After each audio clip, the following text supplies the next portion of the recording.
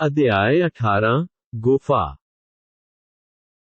ਇੱਕ ਹਰ ਪ੍ਰਕਾਰ ਦੀਆਂ ਤਾਰੀਫਾਂ ਤੇ ਸ਼ੁਕਰਾਨੇ ਉਸ ਅੱਲਾਹ ਨੂੰ ਹੀ ਸ਼ੋਭਾ ਦਿੰਦੇ ਹਨ ਜਿਸਨੇ ਆਪਣੇ ਬੰਦੇ ਮੁਹੰਮਦ ਸੱਸਾ ਮੁਸਕਰਾਉਂਦਾ ਚਿਹਰਾ ਤੇ ਕਿਤਾਬ ਕੁਰਾਨ ਉਤਾਰੀ ਅਤੇ ਜਿਸ ਵਿੱਚ ਕੋਈ ਵੀ ਵਿੰਗ ਵੱਲ ਨਹੀਂ।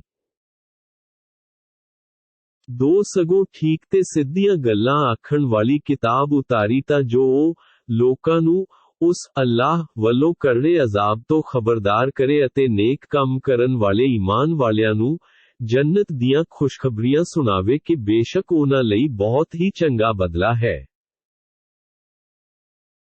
3 ਜਿਸ ਸਵਰਗ ਵਿੱਚ ਉਹ ਸਦਾ ਰਹਿਣਗੇ। 4 ਅਤੇ ਉਹਨਾਂ ਲੋਕਾਂ ਨੂੰ ਵੀ ਡਰਾਏ ਜਿਹੜੇ ਆਖਦੇ ਹਨ ਕਿ ਅੱਲਾਹ ਔਲਾਦ ਰੱਖਦਾ ਹੈ। 5 ਅਸਲ ਵਿੱਚ ਨਾ ਤਾਂ ਇਹਨਾਂ ਨੂੰ ਇਸ ਦਾ ਕੋਈ ਗਿਆਨ ਹੈ ਅਤੇ ਨਾ ਹੀ ਉਹਨਾਂ ਦੇ ਪਿਓ ਦਾਦਿਆਂ ਨੂੰ ਸੀ। ਬਹੁਤ ਹੀ ਭੈੜੀ ਗੱਲ ਹੈ ਜਿਹੜੀ ਉਹਨਾਂ ਦੇ ਮੂੰਹੋਂ ਨਿਕਲ ਰਹੀ ਹੈ। ਉਹ ਤਾਂ ਨਿਰਾ ਹੀ ਝੂਠ ਬਕ ਰਹੇ ਹਨ ਕਿ ਅੱਲਾਹ ਦੇ ਔਲਾਦ ਹੈ। 6 ਹੇ ਨਬੀ, ਜੇ ਇਹ ਕਾਫਿਰ ਇਸ ਕੁਰਾਨ ਤੇ ਈਮਾਨ ਨਹੀਂ ਲਿਆਂਦੇ ਤਾਂ ਹੋ ਸਕਦਾ ਹੈ ਕਿ ਤੁਸੀਂ ਇਹਨਾਂ ਦੀ ਚਿੰਤਾ ਵਿੱਚ ਆਪਣੀ ਜਾਨ ਨੂੰ ਹੀ ਹਲਾਕ ਕਰ ਬੈਠੋ। 7 ਇਸ ਧਰਤੀ ਤੇ ਜੋ ਕੁਝ ਵੀ ਹੈ ਉਸ ਨੂੰ ਅਸੀਂ ਧਰਤੀ ਦੀ ਸਜਾਵਟ ਬਣਾਇਆ ਹੈ ਤਾਂ ਜੋ ਅਸੀਂ ਇਹਨਾਂ ਲੋਕਾਂ ਨੂੰ ਪਰਖੀਏ ਕਿ ਇਹਨਾਂ ਵਿੱਚੋਂ ਕੌਣ ਨੇਕ ਅਮਲ ਕਰਨ ਵਾਲਾ ਹੈ। 8 ਇੱਕ ਸਮਾਂ ਉਹ ਵੀ ਆਵੇਗਾ ਕਿ ਇਸ ਧਰਤੀ ਤੇ ਜੋ ਕੁਝ ਵੀ ਹੈ ਅਸੀਂ ਉਸ ਨੂੰ ਇੱਕ ਰੜਾ ਮੈਦਾਨ ਬਣਾ ਦੇਣ ਵਾਲੇ ਹਾਂ। 9 ਹੇ ਲੋਕੋ, ਕੀ ਤੁਸੀਂ ਗਾਰ ਗੁਫਾ ਵਾਲੇ ਤੇ ਕਤਬੇ ਸ਼ਿਲਾਲੇਖ ਵਾਲਿਆਂ ਨੂੰ ਸਾਡੀਆਂ ਨਿਸ਼ਾਨੀਆਂ ਵਿੱਚੋਂ ਕੋਈ ਅਜੀਬ ਅਣਹੋਣੀ ਨਿਸ਼ਾਨੀ ਸਮਝਦੇ ਹੋ? 1 ਸਿਫਰ ਜਦੋਂ ਉਹਨਾਂ ਨੌਜਵਾਨਾਂ ਨੇ ਆਪਣੇ ਈਮਾਨ ਨੂੰ ਕਾਫਿਰ ਬਾਦਸ਼ਾਹ ਤੋਂ ਮਹਫੂਜ਼ ਰੱਖਣ ਲਈ ਗੁਫਾ ਵਿੱਚ ਜਾ ਕੇ ਸ਼ਰਨ ਲਈ ਤਾਂ ਉਹਨਾਂ ਨੇ ਦੁਆ ਕੀਤੀ ਸੀ ਕਿ ਹੇ ਸਾਡੇ ਮਾਲਿਕ, ਆਪਣੇ ਵੱਲੋਂ ਸਾਨੂੰ ਮਿਹਰਾਂ ਨਾਲ ਨਿਵਾਜ਼ ਦੇ ਅਤੇ ਸਾਡੇ ਮਾਮਲੇ ਵਿੱਚ ਸਾਡੀ ਅਗਵਾਈ ਕਰ। 1 ਫੇਰ ਅਸੀਂ ਉਸੇ ਗੁਫਾ ਵਿੱਚ ਕਈ ਸਾਲਾਂ ਲਈ ਉਹਨਾਂ ਦੇ ਕੰਨਾਂ ਤੇ ਪਰਦਾ ਪਾ ਛੱਡਿਆ ਕਿ ਉਹ ਕੁਝ ਨਾ ਸੁਣ ਸਕਣ ਤੇ ਸੁੱਤੇ ਰਹਿਣ। 2 ਫੇਰ ਅਸੀਂ ਉਹਨਾਂ ਨੌਜਵਾਨਾਂ ਨੂੰ ਨੀਂਦ ਤੋਂ ਉਠਾਇਆ ਤਾਂ ਜੋ ਅਸੀਂ ਇਹ ਪਤਾ ਕਰੀਏ ਕਿ ਦੋਵੇਂ ਧਿਰਾਂ ਚੋਂ ਕਿਸਨੇ ਆਪਣੀ ਠਹਿਰਨ ਦੀ ਮੁੱਦਤ ਨੂੰ ਯਾਦ ਰੱਖਿਆ ਹੈ। 3 ਹੇ ਨਬੀ, ਅਸੀਂ ਉਹਨਾਂ ਗੁਫਾ ਵਾਲਿਆਂ ਦਾ ਅਸਲ ਕਿੱਸਾ ਤੁਹਾਨੂੰ ਸੁਣਾਉਂਦੇ ਹਾਂ। ਉਹ ਕੁਝ ਨੌਜਵਾਨ ਸਨ ਜਿਹੜੇ ਆਪਣੇ ਰੱਬ ਤੇ ਈਮਾਨ ਲਿਆਏ ਸੀ ਅਤੇ ਅਸੀਂ ਉਹਨਾਂ ਨੂੰ ਹਿਦਾਇਤ ਵਿੱਚ ਉੱਨਤੀ ਬਖਸ਼ ਸੀ। 4 ਅਸੀਂ ਉਹਨਾਂ ਦੇ ਦਿਲਾਂ ਨੂੰ ਦ੍ਰਿੜਤਾ ਬਖਸ਼ੀ ਜਦੋਂ ਉਹ ਬਾਦਸ਼ਾਹ ਦੇ ਦਰਬਾਰ ਵਿੱਚੋਂ ਇਹ ਕਹਿੰਦੇ ਹੋਏ ਉੱਠ ਖੜੇ ਹੋਏ ਕਿ ਸਾਡਾ ਮਾਲਿਕ ਤਾਂ ਉਹੀਓ ਹੈ ਜਿਹੜਾ ਆਕਾਸ਼ ਤੇ ਧਰਤੀ ਦਾ ਮਾਲਿਕ ਹੈ, ਇਹ ਨਹੀਂ ਹੋ ਸਕਦਾ ਕਿ ਅਸੀਂ ਉਸ ਨੂੰ ਛੱਡ ਕੇ ਕਿਸੇ ਹੋਰ ਨੂੰ ਇਸ਼ਟ ਕਹੇ। ਜੇਕਰ ਅਸੀਂ ਅਜਿਹਾ ਕੁਝ ਕਿਹਾ ਤਾਂ ਅਸੀਂ ਬਹੁਤ ਹੀ ਜ਼ੁਲਮ ਤੇ ਵਧੀਕੀ ਵਾਲੀ ਗੱਲ ਕਹੀ। 5 ਇਹ ਹੈ ਸਾਡੀ ਕੌਮ ਜਿਸਨੇ ਉਸ ਅੱਲਾਹ ਨੂੰ ਛੁੱਡ ਕੇ ਹੋਰ ਇਸ਼ਟ ਬਣਾ ਰੱਖੇ ਹਨ। ਇਹਨਾਂ ਦੇ ਇਸ਼ਟ ਹੋਣ ਦੀ ਇਹ ਲੋਕ ਕੋਈ ਖੁੱਲੀ ਦਲੀਲ ਕਿਉਂ ਨਹੀਂ ਲਿਆਉਂਦੇ? ਅੱਲਾਹ ਤੇ ਝੂਠ ਜੋੜਨ ਵਾਲਿਆਂ ਤੋਂ ਵੱਧ ਜ਼ਾਲਮ ਹੋਰ ਕੌਣ ਹੋਵੇਗਾ? 6 ਉਹਨਾਂ ਨੌਜਵਾਨਾਂ ਵਿੱਚੋਂ ਹੀ ਇੱਕ ਨੇ ਕਿਹਾ ਕਿ ਜਦੋਂ ਤੁਸੀਂ ਉਹਨਾਂ ਤੋਂ ਅਤੇ ਅੱਲਾਹ ਤੋਂ ਛੁੱਟ ਉਹਨਾਂ ਦੇ ਦੂਜੇ ਇਸ਼ਟਾਨ ਤੋਂ ਲਾਂਭੇ ਹੋ ਚੁੱਕੇ ਹੋ ਤਾਂ ਕਿਸੇ ਗੁਫਾ ਵਿੱਚ ਜਾ ਬੈਠੋ, ਤੁਹਾਡਾ ਰੱਬ ਤੁਹਾਡੇ ਤੇ ਆਪਣੀਆਂ ਮਿਹਰਾਂ ਦੀ ਛਾਂ ਕਰ ਦੇਵੇਗਾ ਅਤੇ ਤੁਹਾਡੇ ਕੰਮਾਂ ਵਿੱਚ ਆਸਾਨੀਆਂ ਪੈਦਾ ਕਰ ਦੇਵੇਗਾ। 7 ਤੁਸੀਂ ਵੇਖਦੇ ਕਿ ਜਦੋਂ ਸੂਰਜ ਚੜ੍ਹਦਾ ਤਾਂ ਉਹਨਾਂ ਦੀ ਗੁਫਾ ਦੇ ਸੱਜੇ ਪਾਸੇ ਝੁਕ ਜਾਂਦਾ ਅਤੇ ਡੁੱਬਣ ਦੇ ਸਮੇਂ ਉਹਨਾਂ ਦੇ ਖੱਬੇ ਪਾਸਿਓਂ ਬਚ ਕੇ ਨਿਕਲ ਜਾਂਦਾ ਅਤੇ ਉਹ ਨੌਜਵਾਨ ਉਸ ਗੁਫਾ ਦੀ ਖੁੱਲੀ ਥਾਂ ਤੇ ਸੁੱਤੇ ਪਏ ਹਨ। ਇਹ ਅੱਲਾਹ ਦੀਆਂ ਨਿਸ਼ਾਨੀਆਂ ਵਿੱਚੋਂ ਇੱਕ ਨਿਸ਼ਾਨੀ ਹੈ। ਅੱਲਾਹ ਜਿਸ ਨੂੰ ਰਾਹ ਵਿਖਾਵੇ ਉਹੀਓ ਸਿੱਧੀ ਰਾਹ ਪੈਂਦਾ ਹੈ। ਜਿਸ ਨੂੰ ਉਹ ਕੁਰਾਹੇ ਪਾ ਦੇਵੇ ਉਸ ਲਈ ਤੁਸੀਂ ਕੋਈ ਹਿਮਾਇਤੀ ਤੇ ਰਾਹ ਦੱਸਣ ਵਾਲਾ ਨਹੀਂ ਲੱਭ ਸਕਦੇ। ਇੱਕ 8 ਤੁਸੀਂ ਸਮਝਦੇ ਹੋ ਕਿ ਉਹ ਜਾਗ ਰਹੇ ਹਨ ਜਦ ਕਿ ਉਹ ਤਾਂ ਸੁੱਤੇ ਪਏ ਹਨ। ਅਸੀਂ, ਅੱਲਾਹ, ਆਪ ਹੀ ਉਹਨਾਂ ਨੂੰ ਸੱਜੇ ਖੱਬੇ ਪਾਸੇ ਦੁਆਉਂਦੇ ਹਾਂ ਅਤੇ ਉਹਨਾਂ ਦਾ ਕੁੱਤਾ ਵੀ, ਗੁਫਾ ਦੀ ਚੌਖਟ ਤੇ ਆਪਣੇ ਪੈਰ ਫੈਲਾਈ ਬੈਠਾ ਹੋਇਆ ਹੈ।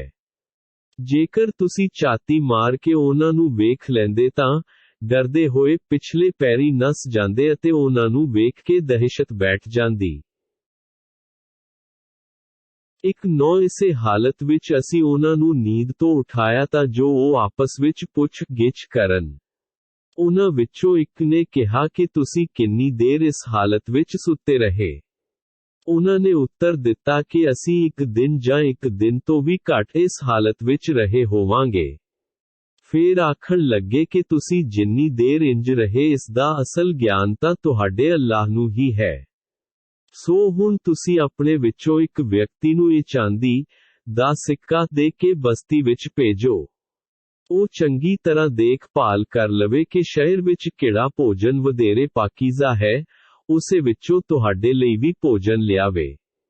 ਉਸਨੂੰ ਚਾਹੀਦਾ ਹੈ ਕਿ ਸੁਚੇਤ ਹੋ ਕੇ, ਨਰਮਾਈ ਨਾਲ ਗੱਲ ਕਰੇ, ਤੁਹਾਡੇ ਬਾਰੇ ਉਕਾ ਕਿਸੇ ਨੂੰ ਪਤਾ ਨਾ ਲੱਗੇ।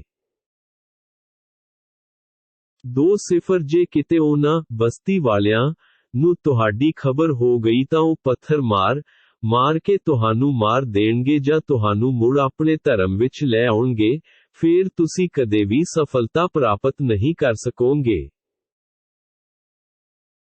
2 ਇਸੇ ਪ੍ਰਕਾਰ ਅਸੀਂ ਉਹਨਾਂ ਲੋਕਾਂ ਦੇ ਹਾਲੋਂ ਆਮ ਲੋਕਾਂ ਨੂੰ ਜਾਣੂ ਕਰਵਾਇਆ ਹੈ ਤਾਂ ਜੋ ਉਹ ਸਮਝ ਜਾਣ ਲੈਣ ਕਿ ਅੱਲਾਹ ਦਾ ਵਾਅਦਾ, ਆਪਣੇ ਨੇਕ ਬੰਦਿਆਂ ਦੀ ਮਦਦ ਕਰਨ ਦਾ ਸੱਚਾ ਹੈ ਅਤੇ ਕਿਆਮਤ ਦੇ ਆਉਣ ਵਿੱਚ ਵੀ ਕੋਈ ਸ਼ੱਕ ਨਹੀਂ। ਜਦੋਂ ਬਸਤੀ ਵਾਲੇ ਇਹਨਾਂ ਦੇ ਮਾਮਲੇ ਵਿੱਚ ਆਪੋ ਵਿੱਚ ਝਗੜ ਰਹੇ ਸਨ ਤਾਂ ਉਹ ਆਖਣ ਲੱਗੇ ਕਿ ਉਹਨਾਂ ਦੀ ਗੁਫਾ ਤੇ ਇੱਕ ਭਵਨ ਬਣਾ ਦਿਓ, ਉਹਨਾਂ ਦੇ ਬਾਰੇ ਤਾਂ ਉਹਨਾਂ ਦਾ ਰੱਬ ਹੀ ਜਾਣਦਾ ਹੈ। ਜਿਹੜੇ ਲੋਕ ਮਾਮਲੇ ਦੀ ਅਗਵਾਈ ਕਰ ਰਹੇ ਸਨ, ਉਹ ਆਖਣ ਲੱਗੇ ਕਿ ਅਸੀਂ ਇਹਨਾਂ ਤੇ ਇੱਕ ਪੂਜਾ ਸਥਾਨ ਬਣਾਵਾਂਗੇ। 2 ਕੁਝ ਲੋਕ ਤਾਂ ਆਖਣਗੇ ਕਿ ਉਹ ਗੁਫਾ ਵਾਲੇ 3 ਸਨ ਅਤੇ ਚੌਥਾ ਉਹਨਾਂ ਦਾ ਕੁੱਤਾ ਸੀ, ਕੁਝ ਆਖਣਗੇ ਕਿ ਉਹ 5 ਸਨ ਤੇ 6ਵਾਂ ਉਹਨਾਂ ਦਾ ਕੁੱਤਾ ਸੀ। ਇਹ ਸਭ ਹਨੇਰੇ ਵਿੱਚ ਤੀਰ ਚਲਾਉਣਾ ਹੈ। ਕੁਝ ਲੋਕ ਇਹ ਵੀ ਆਖਣਗੇ ਕਿ ਉਹ 7 ਸਨ ਅਤੇ 8ਵਾਂ ਉਹਨਾਂ ਦਾ ਕੁੱਤਾ ਸੀ। ਹੇ ਨਬੀ, ਤੁਸੀਂ ਆਖ ਦਿਓ ਕਿ ਮੇਰਾ ਮਾਲਿਕ ਹੀ ਉਹਨਾਂ ਦੀ ਠੀਕ ਗਿਣਤੀ ਨੂੰ ਜਾਣਦਾ ਹੈ ਜਦ ਕਿ ਠੀਕ ਗਿਣਤੀ ਤਾਂ ਬਹੁਤ ਹੀ ਘੱਟ ਲੋਕ ਜਾਣਦੇ ਹਨ। ਸੋ ਤੁਸੀਂ ਇਸ ਸੰਬੰਧ ਵਿੱਚ ਸਰਸਰੀ ਗੱਲ ਕਰੋ ਅਤੇ ਕੋਈ ਵਿਵਾਦ ਵਾਲੀ ਗੱਲ ਨਾ ਕਰੋ ਅਤੇ ਨਾ ਤੁਸੀਂ ਉਹਨਾਂ ਦੇ ਬਾਰੇ ਕਿਸੇ ਤੋਂ ਕੁਝ ਪੁੱਛੋ। 2 ਕਿਸੇ ਵੀ ਕੰਮ ਬਾਰੇ ਕਦੇ ਵੀ ਇਹ ਨਾ ਕਹੋ ਕਿ ਮੈਂ ਇਹ ਕੰਮ ਭਲਕੇ ਕਰਾਂਗਾ। 2 ਸਗੋਂ ਆਖਿਆ ਕਰੋ, ਹਾਂ, ਜੇ ਅੱਲਾਹ ਚਾਹੇ, ਫੇਰ ਹੀ ਕਰ ਸਕਦੇ ਹੋ। ਜੇ ਤੁਸੀਂ ਇਨਸ਼ਾ ਅੱਲਾਹ ਕਹਿਣਾ ਭੁੱਲ ਜਾਵੋ ਤਾਂ ਝਟ ਆਪਣੇ ਰੱਬ ਨੂੰ ਯਾਦ ਕਰੋ ਅਤੇ ਆਖੋ ਕਿ ਆਸ ਹੈ ਕਿ ਮੇਰਾ ਰੱਬ ਇਸ ਮਾਮਲੇ ਵਿੱਚ ਹਿਦਾਇਤ ਤੇ ਭਲਾਈ ਵੱਲ ਮੇਰੀ ਅਗਵਾਈ ਕਰੇਗਾ। 2 ਲੋਕ ਗੁਫਾ ਵਿੱਚ 300 ਸਾਲ ਤੋਂ 9 ਸਾਲ ਵੱਧ, ਭਾਵ 309 ਸਾਲ ਰਹੇ। 2 ਹੇ ਨਬੀ, ਤੁਸੀਂ ਆਖ ਦਿਓ ਕਿ ਉਹਨਾਂ ਦੇ ਰਹਿਣ ਦਾ ਠੀਕ ਸਮਾਂ ਤਾਂ ਅੱਲਾਹ ਹੀ ਜਾਣਦਾ ਹੈ। ਆਕਾਸ਼ਾਂ ਤੇ ਧਰਤੀ ਦਾ ਗੁਪਤ ਗਿਆਨ ਕੇਵਲ ਉਸੇ ਨੂੰ ਹੀ ਹੈ। ਉਹ ਕਿੰਨਾ ਵਧੀਆ ਵੇਖਣ ਤੇ ਸੁਣਨ ਵਾਲਾ ਹੈ। ਅੱਲਾਹ ਤੋਂ ਛੁੱਟ ਉਹਨਾਂ ਦਾ ਕੋਈ ਸਹਾਈ ਨਹੀਂ ਅਤੇ ਅੱਲਾਹ ਆਪਣੀ ਸੱਤਾ ਵਿੱਚ ਕਿਸੇ ਨੂੰ ਭਾਈਵਾਲ ਨਹੀਂ ਬਣਾਉਂਦਾ। 2 ਹੇ ਨਬੀ, ਤੁਹਾਡੇ ਵੱਲ ਤੁਹਾਡੇ ਰੱਬ ਵੱਲੋਂ ਜਿਹੜੀ ਕਿਤਾਬ ਵਹੀ ਕੀਤੀ ਗਈ ਹੈ ਤੁਸੀਂ ਉਸ ਨੂੰ ਪੜ੍ਹਦੇ ਰਿਹਾ ਕਰੋ।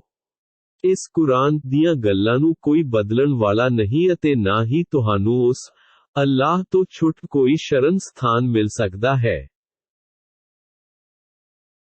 2 ਹੇ ਨਬੀ, ਤੁਸੀਂ ਆਪਣੇ ਆਪ ਨੂੰ ਉਹਨਾਂ ਲੋਕਾਂ ਦੀ ਸੰਗਤ ਵਿੱਚ ਰੱਖੋ ਜਿਹੜੇ ਸਵੇਰੇ ਸ਼ਾਮ ਆਪਣੇ ਪਾਲਣਹਾਰ ਨੂੰ ਪੁਕਾਰਦੇ ਹਨ ਅਤੇ ਉਸ ਦੇ ਚਿਹਰੇ ਦਾ ਦੀਦਾਰ ਭਾਵ ਉਸ ਦੀ ਰਜ਼ਾ ਚਾਹੁੰਦੇ ਹਨ। ਸੋ ਤੁਹਾਡੀਆਂ ਨਜ਼ਰਾਂ ਉਹਨਾਂ ਤੋਂ ਪਰਾਂ ਨਹੀਂ ਹਟਣੀਆਂ ਚਾਹੀਦੀਆਂ ਕਿ ਉਹ ਵੀ ਸੰਸਾਰਿਕ ਜੀਵਨ ਦੀ ਠਾਠ ਬਾਠ ਦੀਆਂ ਇੱਛੁਕ ਬਣ ਜਾਣ। ਉਸ ਦੇ ਪਿੱਛੇ ਕਦੇ ਵੀ ਨਾ ਲੱਗੋ ਜਿਸ ਦੇ ਮਨ ਨੂੰ ਅਸੀਂ ਆਪਣੀ ਯਾਦ ਤੋਂ ਭੁਲਾ ਰੱਖਿਆ ਹੈ ਅਤੇ ਉਹ ਆਪਣੀਆਂ ਇੱਛਾਵਾਂ ਦੇ ਪਿੱਛੇ ਤੁਰ ਪਿਆ, ਫਿਰ ਉਸ ਦਾ ਮਾਮਲਾ ਹੱਦੋਂ ਟੱਪਿਆ ਹੋਇਆ ਹੈ। 2 ਉਹਨਾਂ ਨੂੰ ਆਖ ਦਿਓ ਕਿ ਹੱਕ ਤੁਹਾਡੇ ਰੱਬ ਵੱਲੋਂ ਆ ਗਿਆ ਹੈ। ਹੁਣ ਜਿਹੜਾ ਚਾਹੇ ਈਮਾਨ ਲੈ ਆਏ ਅਤੇ ਜਿਹੜਾ ਚਾਹੇ ਕੁਫਰ, ਇਨਕਾਰ ਕਰੇ। ਬੇਸ਼ੱਕ ਜ਼ਾਲਮਾਂ, ਇਨਕਾਰੀਆਂ ਲਈ ਅਸੀਂ ਇੱਕ ਅਜਿਹੀ ਅੱਗ ਤਿਆਰ ਕਰ ਰੱਖੀ ਹੈ, ਜਿਸ ਦੀਆਂ ਲਾਟਾਂ ਨੇ ਉਹਨਾਂ ਨੂੰ ਘੇਰੇ ਵਿੱਚ ਲੈ ਲੈਣਾ ਹੈ। ਜੇ ਉਹ ਪਾਣੀ ਲਈ ਬੇਨਤੀ ਕਰਨਗੇ ਤਾਂ ਅਜਿਹੇ ਪਾਣੀ ਨਾਲ ਸੁਣੀ ਜਾਵੇਗੀ ਜਿਹੜਾ ਪੰਗਰੇ ਹੋਏ ਤੇਲ ਦੀ ਗਾਦ ਵਰਗਾ ਹੋਵੇਗਾ, ਉਹ ਉਹਨਾਂ ਦੇ ਚਿਹਰਿਆਂ ਨੂੰ ਭੁੰਨ ਦੇਵੇਗਾ। ਕਿੰਨੀ ਭੈੜੀ ਪੀਣ ਵਾਲੀ ਚੀਜ਼ ਹੈ ਅਤੇ ਕਿੰਨਾ ਭੈੜਾ ਵਿਸ਼ਰਾਮ ਘਰ, ਨਰਕ ਹੈ। 3 ਪਰ ਜਿਹੜੇ ਈਮਾਨ ਲਿਆਉਣ ਤੇ ਫੇਰ ਨੇਕ ਕਰਮ ਕਰਨ ਤਾਂ ਅਸੀਂ ਕਿਸੇ ਵੀ ਨੇਕ ਕਰਮ ਕਰਨ ਵਾਲੇ ਦਾ ਬਦਲਾ ਅਜਾਈਂ ਨਹੀਂ ਗੁਆਉਂਦੇ, ਭਾਵ ਹੱਕ ਨਹੀਂ ਮਾਰਦੇ। 3 ਉਹਨਾਂ ਲੋਕਾਂ ਲਈ ਸਦੀਵੀ ਬਾਗ, ਜੰਨਤਾਂ ਹਨ ਜਿਨ੍ਹਾਂ ਦੇ ਹੇਠ ਨਹਿਰਾਂ ਵਗਦੀਆਂ ਹੋਣਗੀਆਂ, ਉੱਥੇ ਉਹਨਾਂ ਨੂੰ ਸੋਨੇ ਦੇ ਕੜੇ ਪੁਵਾਏ ਜਾਣਾਂਗੇ ਅਤੇ ਹਰੇ ਰੰਗ ਦੇ ਬਰੀਕ ਤੇ ਮੋਟੇ ਰੇਸ਼ਮੀ ਲਿਬਾਸ ਪਹਿਨਣਗੇ। ਉੱਥੇ ਉਹ ਤਖਤਾਂ ਉੱਤੇ ਗਾਵੇ ਲਾਈ ਬੈਠੇ ਹੋਣਗੇ। ਕਿੰਨਾ ਵਧੀਆ ਬਦਲਾ ਹੈ ਅਤੇ ਕਿੰਨਾ ਵਧੀਆ ਵਿਸ਼ਰਾਮ ਘਰ, ਜੰਨਤ ਹੈ।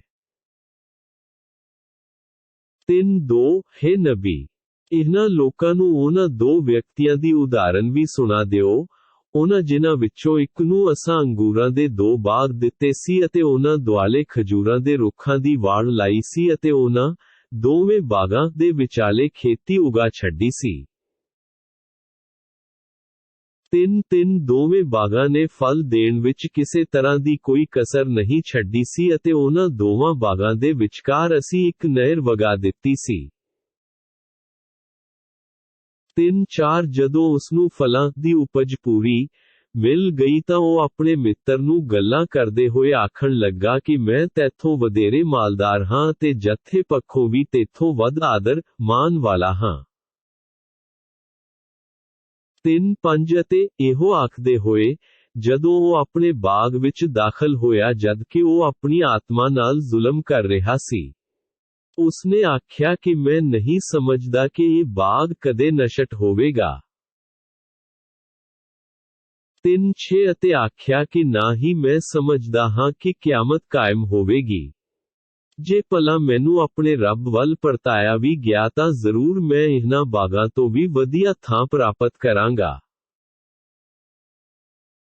3 ਉਸਦੇ ਮੋਮਿਨ ਸਾਥੀ ਨੇ ਉਸਨੂੰ ਗੱਲਾਂ ਵਿੱਚ ਪੁੱਛਿਆ ਕਿ ਤੂੰ ਉਸ ਰੱਬ ਦਾ ਇਨਕਾਰ ਕਰਦਾ ਹੈ ਜਿਸਨੇ ਤੈਨੂੰ ਮਿੱਟੀ ਤੋਂ ਪੈਦਾ ਕੀਤਾ ਤੇ ਫੇਰ ਵੀਰਜ ਤੋਂ ਸਾਜਿਆ ਤੇ ਫੇਰ ਇੱਕ ਪੂਰਾ ਆਦਮੀ ਬਣਾ ਖੜਾ ਕੀਤਾ। 3 ਜਦੋਂ ਕਿ ਮੇਰਾ ਤਾਂ ਇਹ ਵਿਸ਼ਵਾਸ ਹੈ ਕਿ ਉਹੀਓ ਅੱਲਾਹ ਮੇਰਾ ਰੱਬ ਹੈ ਤੇ ਮੈਂ ਆਪਣੇ ਰੱਬ, ਪਾਲਣਹਾਰ ਦੇ ਨਾਲ ਕਿਸੇ ਨੂੰ ਵੀ ਸ਼ਰੀਕ, ਸਾਂਝੀ ਨਹੀਂ ਬਣਾਉਂਦਾ। 3 ਅਤੇ ਕਿਹਾ, ਜਦੋਂ ਤੂੰ ਆਪਣੇ ਬਾਗ ਵਿੱਚ ਦਾਖਲ ਹੋ ਰਿਹਾ ਸੀ ਤਾਂ, ਮਾਸ਼ਾ ਅੱਲਾਹ ਲਾ ਕੁਵੱਤਾ ਇਲਾ ਬਿਲਾਹ, ਇੱਕ ਭਾਵ ਜੋ ਅੱਲਾਹ ਚਾਹੁੰਦਾ ਹੈ ਉਹੀ ਉਹ ਹੁੰਦਾ ਹੈ, ਅੱਲਾਹ ਤੋਂ ਛੁੱਟ ਹੋਰ ਕੋਈ ਵੀ ਸ਼ਕਤੀ ਨਹੀਂ ਕਿਉਂ ਨਾ ਕਿਹਾ। ਜੇ ਅੱਜ ਤੂੰ ਮੈਨੂੰ ਮਾਲ ਤੇ ਸੰਤਾਨ ਪੱਖੋਂ ਘੱਟ ਵੇਖ ਰਿਹਾ ਹੈ। 4 ਹੋ ਸਕਦਾ ਹੈ ਕਿ ਮੇਰਾ ਰੱਬ ਮੈਨੂੰ ਤੇਰੇ ਇਸ ਬਾਗ ਤੋਂ ਵੀ ਵਧੀਆ ਬਾਗ ਦੇ ਦੇਵੇ ਅਤੇ ਜਾਂ ਤੇਰੇ ਇਸ ਬਾਗ ਤੇ ਕੋਈ ਆਕਾਸ਼ੋਂ ਅਜ਼ਾਬ ਭੇਜੇ ਕਿ ਉਹ ਤੇਰਾ ਬਾਗ ਇੱਕ ਰੜਾ ਮੈਦਾਨ ਬਣ ਕੇ ਰਹਿ ਜਾਵੇ। 4 ਜਾਂ ਇਸ ਦਾ ਪਾਣੀ ਡੂੰਘਿਆਈ ਭਾਵ ਧਰਤੀ ਵਿੱਚ ਉਤਰ ਜਾਵੇ, ਫੇਰ ਇਹ ਗੱਲ ਤੇਰੇ ਵੱਸ ਦੀ ਨਹੀਂ ਕਿ ਤੂੰ ਪਾਣੀ ਨੂੰ ਲੱਭ ਸਕੇ ਭਾਵ ਕੱਢ ਲਿਆਵੇਂ। 4 ਉਸ ਨਾ ਸ਼ੁਕਰੇ ਦੇ ਫਲਾਂ ਨੂੰ ਅਜ਼ਾਬ ਨੇ ਘੇਰ ਲਿਆ ਭਾਵ ਨਸ਼ਟ ਹੋ ਗਏ, ਉਹ ਆਪਣੀ ਲਗਾਈ ਹੋਈ ਲਾਗਤ ਨੂੰ ਬਰਬਾਦ ਹੁੰਦਾ ਵੇਖ ਹੱਥ ਮਲਦਾ ਰਹਿ ਗਿਆ, ਜਦ ਕਿ ਉਹ ਆਪਣੇ ਬਾਗ ਛੱਪਰਾਂ ਤੇ ਪੁੱਠਾ ਡਿੱਗਿਆ ਪਿਆ ਸੀ ਅਤੇ ਉਹ ਆਖ ਰਿਹਾ ਸੀ ਕਿ ਕਾਸ਼ ਮੈਂ ਆਪਣੇ ਰੱਬ ਦੇ ਨਾਲ ਕਿਸੇ ਨੂੰ ਸ਼ਰੀਕ ਨਾ ਕਰਦਾ। 4 ਉਸ ਦੀ ਸਹਾਇਤਾ ਲਈ ਕੋਈ ਅਜਿਹਾ ਜੱਥਾ ਨਹੀਂ ਸੀ ਜਿਹੜਾ ਅੱਲਾਹ ਦੇ ਅਜ਼ਾਬ ਤੋਂ ਉਸ ਦਾ ਬਚਾਓ ਕਰਦਾ ਅਤੇ ਨਾ ਹੀ ਉਹ ਆਪ ਇਸ ਬਿਪਤਾ ਦਾ ਸਾਥੋਂ ਬਦਲਾ ਲੈ ਸਕਦਾ ਸੀ। 4 ਇਸ ਤੋਂ ਸਿੱਧ ਹੁੰਦਾ ਹੈ ਕਿ ਕੰਮ ਬਣਾਉਣ ਦਾ ਸਾਰਾ ਅਧਿਕਾਰ ਅੱਲਾਹ ਸੱਚੇ ਦਾ ਹੀ ਹੈ। ਉਹੀ ਉਹ ਲੋਕ ਪਰਲੋਕ ਵਿੱਚ ਵਧੀਆ ਬਦਲਾ ਦੇਣ ਵਾਲਾ ਹੈ। 4 ਹੈ ਨਬੀ, ਇਹਨਾਂ ਨੂੰ ਸੰਸਾਰਿਕ ਜੀਵਨ ਦੀ ਉਦਾਹਰਨ ਦਿਓ ਕਿ ਜਿਵੇਂ ਮੀਂਹ ਦਾ ਪਾਣੀ ਹੈ, ਜਿਸ ਨੂੰ ਅਸਾਂ ਆਕਾਸ਼ੋਂ ਬਰਸਾਇਆ, ਜਿਸ ਤੋਂ ਧਰਤੀ ਦੀ ਉਪਜ ਬਹੁਤ ਵਧੀਆ ਹੋਈ, ਫੇਰ ਉਹੀ ਉਹ ਉਪਜ ਚੂਰਾ ਭਾਵ ਪੁਸਾ ਬਣਾ ਕੇ ਰਹਿ ਗਈ ਜਿਸ ਨੂੰ ਹਵਾਵਾਂ ਉਡਾਈਨ ਫਿਰਦੀਆਂ ਹਨ। ਬੇਸ਼ੱਕ ਅੱਲਾਹ ਹਰੇਕ ਕੰਮ ਕਰਨ ਦੀ ਕੁਦਰਤ ਰੱਖਦਾ ਹੈ।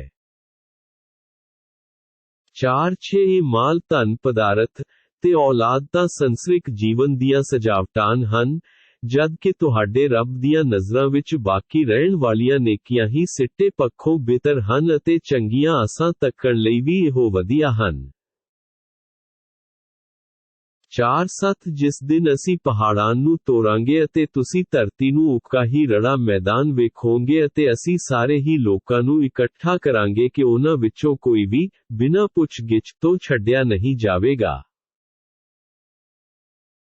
4 ਅਤੇ ਉਹ ਸਾਰੇ ਕਤਾਰਾਂ ਬੰਨੀ ਤੁਹਾਡੇ ਰੱਬ ਦੇ ਹਜ਼ੂਰ ਪੇਸ਼ ਕੀਤੇ ਜਾਣਗੇ। ਕਿਹਾ ਜਾਵੇਗਾ ਕਿ ਤੁਸੀਂ ਸਾਰੇ ਲੋਕ ਸਾਡੇ ਕੋਲ ਉਸੇ ਪ੍ਰਕਾਰ ਆਏ ਹੋ ਜਿਵੇਂ ਅਸੀਂ ਤੁਹਾਨੂੰ ਪਹਿਲੀ ਵਾਰ ਪੈਦਾ ਕੀਤਾ ਸੀ, ਪਰ ਤੁਸੀਂ ਤਾਂ ਇਹੋ ਸਮਝਦੇ ਰਹੇ ਕਿ ਅਸੀਂ ਤੁਹਾਡੇ ਲਈ ਵਾਅਦੇ, ਭਾਵ ਕਿਆਮਤ ਦਾ ਕੋਈ ਵੀ ਸਮਾਂ ਨਿਸ਼ਚਿਤ ਨਹੀਂ ਸੀ ਕੀਤਾ। 4 ਕਿਆਮਤ ਦਿਹਾੜੇ ਹਰੇਕ ਦੀ ਕਰਮ ਪੱਤਰੀ ਉਸ ਦੇ ਸਾਹਮਣੇ ਧਰ ਦਿੱਤੀ ਜਾਵੇਗੀ। ਹੇ ਮੁਹੰਮਦ, ਫੇਰ ਤੁਸੀਂ ਵੇਖੋਗੇ ਕਿ ਅਪਰਾਧੀ ਉਸ ਦੀ ਲਿਖਤ ਨੂੰ ਪੜ੍ਹ ਕੇ ਡਰੇ ਸਹਿਮੇ ਪਏ ਹੋਣਗੇ ਅਤੇ ਆਖਣਗੇ ਕਿ ਹਾਏ ਸਾਡੇ ਫੁੱਟੇ ਭਾਗ। ਇਹ ਕਿਹੋ ਜਿਹੀ ਕਰਮ ਪੱਤਰੀ ਹੈ ਜਿਸਨੇ ਕੋਈ ਵੀ ਛੋਟਾ ਵੱਡਾ ਅਮਲ ਬਿਨਾਂ ਲਿਖੇ ਨਹੀਂ ਛੱਡਿਆ ਅਤੇ ਇਸਨੇ ਤਾਂ ਸਭ ਕੁਝ ਹੀ ਗਿਣ ਰੱਖਿਆ ਹੈ। ਜੋ ਵੀ ਉਹਨਾਂ ਨੇ ਕਰਮ ਕਰਤੂਤਾਂ ਕੀਤੇ ਸਨ ਉਹਨਾਂ ਸਭ ਨੂੰ ਉਸ ਕਿਤਾਬ ਵਿੱਚ ਮੌਜੂਦ ਪਾਉਣਗੇ ਅਤੇ ਤੁਹਾਡਾ ਰੱਬ ਕਿਸੇ ਨਾਲ ਭੋਰਾ ਪਰ ਵੀ ਜ਼ੁਲਮ ਨਹੀਂ ਕਰੇਗਾ। 5 ਯਾਦ ਕਰੋ, ਜਦੋਂ ਅਸੀਂ ਫਰਿਸ਼ਤਿਆਂ ਨੂੰ ਹੁਕਮ ਦਿੱਤਾ ਕਿ ਆਦਮ ਦੇ ਅੱਗੇ ਸੀਸ ਝੁਕਾਓ ਤਾਂ ਛੁੱਟ ਇਬਲੀਸ ਤੋਂ ਸਭ ਨੇ ਸੀਸ ਝੁਕਾ ਦਿੱਤੇ। ਉਹ ਇਬਲੀਸ ਜਿਨ੍ਹਾਂ ਵਿੱਚੋਂ ਸੀ, ਸੋ ਉਸਨੇ ਆਪਣੇ ਰੱਬ ਦੀ ਫਰਮਾਨੀ ਕੀਤੀ। ਹੇ ਲੋਕੋ, ਕੀ ਤੁਸੀਂ ਫੇਰ ਵੀ ਮੈਨੂੰ ਛੱਡ ਕੇ ਉਸਨੂੰ ਅਤੇ ਉਸ ਦੀ ਔਲਾਦ ਨੂੰ ਆਪਣਾ ਮਿੱਤਰ ਬਣਾ ਰਹੇ ਹੋ, ਜਦੋਂ ਕਿ ਉਹ ਤੁਹਾਡਾ ਵੈਰੀ ਹੈ। ਜ਼ਾਲਮਾਂ ਦਾ ਬਹੁਤ ਹੀ ਭੈੜਾ ਟਿਕਾਣਾ ਨਰਕ ਹੈ। 5 ਮੈਂ ਉਹਨਾਂ ਇਬਲੀਸ ਤੇ ਉਸ ਦੀ ਔਲਾਦ ਨੂੰ ਆਕਾਸ਼ਾਂ ਤੇ ਧਰਤੀ ਨੂੰ ਸਿਰਜਣ ਸਮੇਂ ਗਵਾਹ ਨਹੀਂ ਬਣਾਇਆ ਸੀ ਅਤੇ ਨਾ ਹੀ ਉਸ ਸਮੇਂ ਜਦੋਂ ਉਹਨਾਂ ਨੂੰ ਪੈਦਾ ਕੀਤਾ ਗਿਆ ਸੀ। ਮੈਂ ਕੁਰਾਹੇ ਪਾਉਣ ਵਾਲਿਆਂ ਨੂੰ ਆਪਣਾ ਸਹਾਈ ਬਣਾਉਣ ਵਾਲਾ ਵੀ ਨਹੀਂ। 5 ਉਸ ਦਿਨ ਤੋਂ ਡਰੋ ਜਿਸ ਦਿਨ ਉਹ ਅੱਲਾਹ ਆਖੇਗਾ ਕਿ ਤੁਸੀਂ ਜਿਨ੍ਹਾਂ ਨੂੰ ਮੇਰਾ ਸ਼ਰੀਕ ਸਮਝਦੇ ਸੀ ਉਹਨਾਂ ਨੂੰ ਆਪਣੀ ਮਦਦ ਲਈ ਬੁਲਾਓ।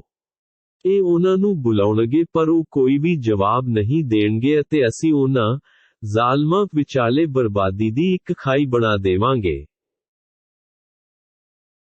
5 ਅਤੇ ਪਾਪੀ ਨਰਕ ਦੀ ਅੱਗ ਨੂੰ ਵੇਖ ਕੇ ਸਮਝ ਲੈਣਗੇ ਕਿ ਉਹ ਇਸੇ ਖਾਈ ਵਿੱਚ ਸੁੱਟੇ ਜਾਣਗੇ ਅਤੇ ਉਸ ਤੋਂ ਬਚਣ ਲਈ ਉਹਨਾਂ ਨੂੰ ਕੋਈ ਹੋਰ ਥਾਂ ਨਹੀਂ ਲੱਭੇਗੀ। 5 ਅਸੀਂ ਇਸ ਕੁਰਾਨ ਵਿੱਚੋਂ ਹਰ ਪ੍ਰਕਾਰ ਦੀਆਂ ਉਦਾਹਰਨਾਂ ਲੋਕਾਂ ਨੂੰ ਸਮਝਾਉਣ ਲਈ ਬਿਆਨ ਕਰ ਦਿੱਤੀਆਂ ਹਨ, ਪਰ ਮਨੁੱਖ ਸਭ ਤੋਂ ਵੱਧ ਝਗੜਾਲੂ ਹੈ। 5 ਲੋਕਾਂ ਦੇ ਕੋਲ ਹਿਦਾਇਤ ਆ ਜਾਣ ਤੋਂ ਬਾਅਦ ਵੀ ਉਹਨਾਂ ਨੂੰ ਈਮਾਨ ਲਿਆਉਣ ਤੋਂ ਤੇ ਆਪਣੇ ਰੱਬ ਤੋਂ ਮੁਆਫੀ ਮੰਗਣ ਤੋਂ ਕੇਵਲ ਇਸ ਗੱਲ ਨੇ ਰੋਕ ਰੱਖਿਆ ਹੈ ਕਿ ਉਹ ਚਾਹੁੰਦੇ ਹਨ ਕਿ ਪਹਿਲੀਆਂ ਕੌਮਾਂ ਨਾਲ ਜਿਹੜਾ ਕੁਝ ਬੀਤ ਚੁੱਕਿਆ ਹੈ, ਭਾਵ ਅਜ਼ਾਬ, ਉਹ ਕੁਝ ਇਹਨਾਂ ਨਾਲ ਵੀ ਵਾਪਰੇ ਜਾਂ ਇਹਨਾਂ ਦੇ ਸਾਹਮਣੇ ਵੀ ਉਹੀਓ ਅਜ਼ਾਬ ਆਵੇ। 5 ਅਸੀਂ ਰਸੂਲਾਂ ਨੂੰ ਕੇਵਲ ਇਸ ਲਈ ਭੇਜਦੇ ਹਾਂ ਕਿ ਉਹ ਲੋਕਾਂ ਨੂੰ ਸਵਰਗਾਂ ਦੀਆਂ ਖੁਸ਼ਖਬਰੀਆਂ ਸੁਣਾਉਣ ਅਤੇ ਨਰਕ ਦੇ ਅਜ਼ਾਬ ਤੋਂ ਡਰਾਉਣ, ਪਰ ਕਾਫਿਰ ਲੋਕ ਝੂਠ ਦੇ ਹਥਿਆਰ ਨਾਲ ਝਗੜਦੇ ਹਨ ਤਾਂ ਜੋ ਇਸ ਦੇ ਨਾਲ ਸੱਚ ਨੂੰ ਸੱਟ ਮਾਰੀ ਜਾਵੇ। ਉਹਨਾਂ ਨੇ ਸਾਡੀਆਂ ਆਇਤਾਂ ਆਦੇਸ਼ਾਂ ਨੂੰ ਅਤੇ ਜਿਸ ਚੀਜ਼ ਅਜ਼ਾਬ ਤੋਂ ਡਰਾਇਆ ਜਾਂਦਾ ਹੈ, ਉਹਨਾਂ ਨੇ ਉਸੇ ਦਾ ਹੀ ਮਖੌਲ ਬਣਾ ਲਿਆ। 5-7 ਉਸ ਤੋਂ ਵੱਧ ਜ਼ਾਲਮ ਕੌਣ ਹੈ ਜਿਸ ਨੂੰ ਉਸ ਦੇ ਰੱਬ ਦੀਆਂ ਆਇਤਾਂ ਕੁਰਾਨ ਰਾਹੀਂ ਨਸੀਹਤ ਕੀਤੀ ਜਾਵੇ, ਉਹ ਫੇਰ ਵੀ ਮੂੰਹ ਮੋੜ ਲਵੇ ਅਤੇ ਜੋ ਵੀ ਉਸ ਦੇ ਹੱਥਾਂ ਨੇ ਅੱਗੇ ਭੇਜਿਆ ਹੈ ਉਹ ਉਸ ਨੂੰ ਭੁੱਲ ਜਾਵੇ। ਬੇਸ਼ੱਕ ਅਸੀਂ ਉਹਨਾਂ ਦੇ ਦਿਲਾਂ ਤੇ ਪਰਦਾ ਪਾ ਛੱਡਿਆ ਹੈ ਕਿ ਉਸ ਕੁਰਾਨ ਨੂੰ ਨਾ ਸਮਝਣ ਅਤੇ ਉਹਨਾਂ ਦੇ ਕੰਨਾਂ ਵਿੱਚ ਡਾਟ ਪਾ ਦਿੱਤੇ ਹਨ ਕਿ ਉਹ ਸੁਣ ਨਾ ਸਕਣ। ਹੇ ਮੁਹੰਮਦ ਸੱਸਾ, ਭਾਵੇਂ ਤੁਸੀਂ ਉਹਨਾਂ ਨੂੰ ਕਿੰਨਾ ਹੀ ਹਿਦਾਇਤ ਵੱਲ ਸੱਦੋ ਪਰ ਉਹ ਇਹ ਫੇਰ ਵੀ ਹਿਦਾਇਤ ਨਹੀਂ ਪਾਉਣਗੇ। 5-8 ਤੁਹਾਡਾ ਰੱਬ ਅਤਿਅੰਤ ਬਖਸ਼ਣਹਾਰ ਤੇ ਰਹਿਮਤਾਂ ਵਾਲਾ ਹੈ। ਜੇ ਉਹ ਉਹਨਾਂ ਪਾਪੀਆਂ ਦੀਆਂ ਕਰਤੂਤਾਂ ਉੱਤੇ ਫੜਨਾ ਚਾਹੇ ਤਾਂ ਉਹਨਾਂ ਨੂੰ ਤਾਂ ਬਹੁਤ ਹੀ ਛੇਤੀ ਅਜ਼ਾਬ ਆ ਜਾਵੇ। ਪਰ ਉਹਨਾਂ ਨਾਲ ਕਿਆਮਤ ਦੇ ਵਾਅਦੇ ਦਾ ਸਮਾਂ ਨਿਯਤ ਕੀਤਾ ਹੋਇਆ ਹੈ। ਉਹ ਇਸ ਦਿਹਾੜੇ ਤੋਂ ਬਚਣ ਲਈ ਕੋਈ ਵੀ ਸ਼ਰਨ ਅਸਥਾਨ ਨਹੀਂ ਪਾਉਣਗੇ। 5-9 ਇਹ ਹਨ ਉਹ ਬਸਤੀਆਂ ਜਿਨ੍ਹਾਂ ਨੂੰ ਅਸੀਂ ਉਦੋਂ ਹਲਾਕ ਕੀਤਾ ਸੀ ਜਦੋਂ ਉਹਨਾਂ ਨੇ ਅਤਿਆਚਾਰ ਕੀਤੇ ਸੀ, ਅਸਾਂ ਉਹਨਾਂ ਦੀ ਬਰਬਾਦੀ ਲਈ ਇੱਕ ਸਮਾਂ ਨਿਯਤ ਕਰ ਰੱਖਿਆ ਸੀ। 6 ਹੇ ਨਬੀ, ਯਾਦ ਕਰੋ ਜਦੋਂ ਮੂਸਾ ਨੇ ਆਪਣੇ ਸਾਥੀ ਯੂਸ਼ੂ ਬਿਨ ਨੂਨ ਨੂੰ ਆਖਿਆ ਸੀ ਕਿ ਮੈਂ ਤਾਂ ਉਦੋਂ ਤੱਕ ਤੁਰਦਾ ਹੀ ਰਵਾਂਗਾ ਜਦੋਂ ਤੀਕ ਕਿ ਦੋ ਦਰਿਆਵਾਂ ਦੇ ਸੰਗਮ ਇੱਕ ਤੇ ਨਾ ਪਹੁੰਚ ਜਾਵਾਂ, ਭਾਵੇਂ ਮੈਨੂੰ ਸਾਲਾਂ ਸਾਲ ਹੀ ਕਿਉਂ ਨਾ ਤੁਰਨਾ ਪਵੇ। 6 ਜਦੋਂ ਉਹ ਦੋਵੇਂ ਦਰਿਆਵਾਂ ਦੇ ਸੰਗਮ ਤੇ ਪਹੁੰਚੇ ਉੱਥੇ ਉਹ ਆਪਣੀ ਮੱਛੀ ਭੁੱਲ ਗਏ ਅਤੇ ਉਹ ਮੱਛੀ ਦਰਿਆ ਵਿੱਚ ਦੀ ਇੱਕ ਸੁਰੰਗ ਵਾਂਗ ਰਾਹ ਬਣਾ ਕੇ ਚਲੀ ਗਈ। 6 ਜਦੋਂ ਉਹ ਦੋਵੇਂ ਉੱਥੋਂ ਅੱਗੇ ਤੁਰੇ ਤਾਂ ਮੂਸਾ ਨੇ ਆਪਣੇ ਸਾਥੀ ਨੂੰ ਆਖਿਆ ਕਿ ਲਿਆ ਸਾਡਾ ਨਾਸ਼ਤਾ, ਅਸੀਂ ਤਾਂ ਇਸ ਸਫ਼ਰ ਤੋਂ ਬੁਰੀ ਤਰ੍ਹਾਂ ਥੱਕ ਗਏ ਹਾਂ। 6 ਉਸ ਸਾਥੀ ਨੇ ਆਖਿਆ, ਕੀ ਤੁਸੀਂ ਵੇਖਿਆ ਸੀ ਜਦੋਂ ਅਸੀਂ ਇੱਕ ਚੱਟਾਨ ਲਾਗੇ ਰੁਕੇ ਸਾਂ, ਤਾਂ ਮੈਂ ਉੱਥੇ ਹੀ ਮੱਛੀ ਨੂੰ ਭੁੱਲ ਆਇਆ ਤੇ ਸ਼ੈਤਾਨ ਨੇ ਮੈਨੂੰ ਭੁਲਾ ਦਿੱਤਾ ਕਿ ਮੈਨੂੰ ਤੁਹਾਨੂੰ ਇਸ ਦੀ ਖਬਰ ਦਿੰਦਾ। ਉਹ ਮੱਛੀ ਤਾਂ ਬੜੇ ਹੀ ਅਜੀਬ ਢੰਗ ਨਾਲ ਦਰਿਆ ਵਿੱਚ ਰਸਤਾ ਬਣਾ ਕੇ ਚਲੀ ਗਈ। 6 ਮੂਸਾ ਨੇ ਆਖਿਆ, ਇਹੋ ਥਾਂ ਤਾਂ ਅਸੀਂ ਚਾਹੁੰਦੇ ਸੀ। ਫੇਰ ਉਹ ਆਪਣੇ ਪੈਰਾਂ ਦੇ ਨਿਸ਼ਾਨ ਵੇਖਦੇ ਹੋਏ ਉਸੇ ਥਾਂ ਮੁੜ ਆਏ। 6 ਉੱਥੇ ਉਹਨਾਂ ਨੇ ਸਾਡੇ ਬੰਦਿਆਂ ਵਿੱਚੋਂ ਇੱਕ ਬੰਦਾ ਖਿਜ਼ਰ ਨੂੰ ਵੇਖਿਆ, ਜਿਸ ਨੂੰ ਅਸੀਂ ਆਪਣੇ ਵੱਲੋਂ ਮਿਹਰਾਂ ਨਾਲ ਨਿਵਾਜ਼ਿਆ ਸੀ ਅਤੇ ਉਸ ਨੂੰ ਆਪਣੇ ਵੱਲੋਂ ਇੱਕ ਵਿਸ਼ੇਸ਼ ਗਿਆਨ ਵੀ ਬਖਸ਼ਿਆ। 6 ਮੂਸਾ ਨੇ ਉਸ ਖਿਜ਼ਰ ਨੂੰ ਪੁੱਛਿਆ, ਕੀ ਮੈਂ ਤੁਹਾਡੇ ਸੰਗ ਰਹਿ ਸਕਦਾ ਹਾਂ ਕਿ ਤੁਸੀਂ ਮੈਨੂੰ ਵੀ ਉਸ ਗਿਆਨ ਵਿੱਚੋਂ ਸਿਖਾਓ ਜਿਹੜੀ ਭਲਾਈ ਹਿਕਮਤ ਤੁਹਾਨੂੰ ਸਿਖਾਈ ਗਈ ਹੈ। 6 ਉਸ ਖਿਜ਼ਰ ਨੇ ਆਖਿਆ ਕਿ ਤੁਸੀਂ ਮੇਰੇ ਸੰਗ ਰਹਿ ਕੇ ਸਬਰ ਨਹੀਂ ਕਰ ਸਕਦੇ। 6 ਅਤੇ ਜਿਸ ਚੀਜ਼ ਦਾ ਤੁਹਾਨੂੰ ਗਿਆਨ ਹੀ ਨਾ ਹੋਵੇ ਉਸ ਤੇ ਸਬਰ ਹੋ ਵੀ ਕਿਵੇਂ ਸਕਦਾ ਹੈ। 6 ਮੂਸਾ ਨੇ ਕਿਹਾ ਕਿ ਇਨਸ਼ਾ ਅੱਲਾਹ, ਰੱਬ ਨੇ ਚਾਹਿਆ, ਤੁਸੀਂ ਮੈਨੂੰ ਸਬਰ ਕਰਨ ਵਾਲਿਆਂ ਵਿੱਚੋਂ ਪਾਓਗੇ ਅਤੇ ਮੈਂ ਕਿਸੇ ਵੀ ਗੱਲ ਵਿੱਚ ਤੁਹਾਡੀ ਨਾ ਫਰਮਾਨੀ ਨਹੀਂ ਕਰਾਂਗੇ। 7 ਉਸ ਖਿਜ਼ਰ ਨੇ ਕਿਹਾ ਕਿ ਚੰਗਾ ਜੇ ਤੁਸੀਂ ਮੇਰੇ ਨਾਲ ਚੱਲਣ ਲਈ ਜ਼ਿੱਦ ਕਰਦੇ ਹੋ ਤਾਂ ਯਾਦ ਰੱਖੋ ਕਿ ਕਿਸੇ ਵੀ ਚੀਜ਼ ਪ੍ਰਤੀ ਮੈਥੋਂ ਨਾ ਪੁੱਛਣਾ ਜਦੋਂ ਤੀਕ ਮੈਂ ਆਪ ਹੀ ਉਸ ਬਾਰੇ ਤੁਹਾਡੇ ਨਾਲ ਕੋਈ ਚਰਚਾ ਨਾ ਕਰਾਂ। 7 ਫੇਰ ਉਹ ਦੋਵੇਂ ਮੂਸਾ ਤੇ ਖਿਜ਼ਰ ਤੁਰ ਪਏ, ਇੱਥੋਂ ਤੱਕ ਕਿ ਉਹ ਇੱਕ ਕਿਸ਼ਤੀ ਤੇ ਸਵਾਰ ਹੋ ਗਏ ਤਾਂ ਉਸ ਖਿਜ਼ਰ ਨੇ ਕਿਸ਼ਤੀ ਦੇ ਤਖਤੇ ਤੋੜ ਦਿੱਤੇ ਭਾਵ ਛੇਕ ਕਰ ਦਿੱਤਾ। ਮੂਸਾ ਨੇ ਕਿਹਾ, ਕੀ ਤੁਸੀਂ ਇਸ ਨੂੰ ਇਸ ਲਈ ਤੋੜ ਰਹੇ ਹੋ ਤਾਂ ਜੋ ਕਿਸ਼ਤੀ ਦੇ ਸਵਾਰ ਡੁੱਬ ਜਾਣ? ਇਹ ਤਾਂ ਤੁਸੀਂ ਇੱਕ ਭਿਆਨਕ ਕੰਮ ਕੀਤਾ ਹੈ। 7 ਉਸ ਖਿਜ਼ਰ ਨੇ ਕਿਹਾ ਕਿ ਮੈਂ ਤਾਂ ਪਹਿਲਾਂ ਹੀ ਕਹਿੰਦਾ ਸੀ ਕਿ ਤੁਸੀਂ ਮੂਸਾ ਮੇਰੇ ਨਾਲ ਰਹਿ ਕੇ ਸਬਰ ਨਹੀਂ ਕਰ ਸਕਦੇ। 7 ਮੂਸਾ ਨੇ ਕਿਹਾ ਕਿ ਮੇਰੀ ਭੁੱਲ ਚੁੱਕ ਤੇ ਮੇਰੀ ਪਕੜ ਇੱਕ ਨਾ ਕਰੋ ਅਤੇ ਮੇਰੇ ਬਾਰੇ ਇੰਨੀ ਕਰੜਾਈ ਤੋਂ ਕੰਮ ਨਾ ਲਓ।